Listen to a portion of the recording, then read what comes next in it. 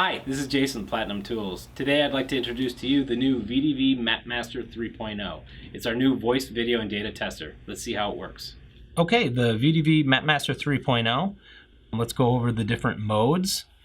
Here you'll see we have mode for testing data cables, video cables, phone cables, tone generation, and link light. This will flash the LED light on your switch or router to help locate cable on a switch.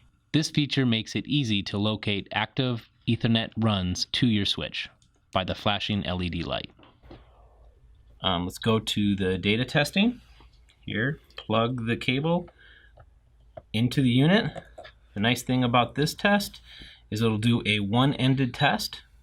Now you did a one-ended pre-test. It tells you the cable has passed. You take the remote off, plug the cable into the remote. Now you'll be able to do a full test of your cable. And your test passes, gives you length of cable and ID. You can ID cables up to 8 locations using a remote like this. Unit also has a very large backlit LCD screen. The unit also has an LED flashlight to help locate cables in low-lit environments. The VDV MapMaster 3.0 also comes in 3 professional kits. If you have any questions, please contact platinumtools.com.